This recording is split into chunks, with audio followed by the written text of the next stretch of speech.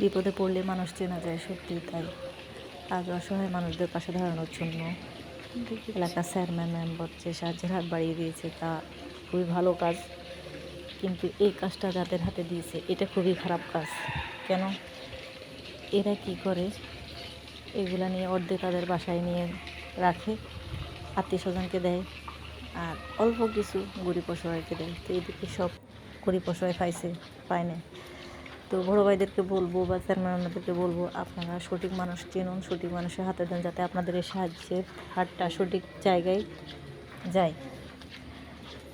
আর যাদেরকে দায়িত্ব দিচ্ছে, পাতি নেতা যারকে বলে, যাদেরকে দায়িত্ব দিচ্ছে তাদেরকে বলি, তোমরা সামান্য বিরিয়ানির প্যাকেটের লোক সামলাতে পারো না, ভবিষ্যতে কী করবা?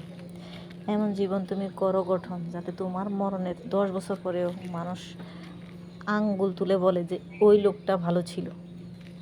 মনে রেখো, এই বিরিয়ানির লোকটা তোমাকে উপরে উঠতে দিবে না, নিচের দিকে নামাবে। দয়া করে এই ভিডিওটা শেয়ার করবেন, যেন এই ভিডিওটা ওইসব বড়ো ভাইদের কাছে পৌঁছায়, তারা যেন দেখতে পারে যে আসলে দায়িত্বটা কিভাবে করলে, যে এই উদ্যোগটা কিভাবে নিলে সঠিক মানুষ সাহায্য পাবে।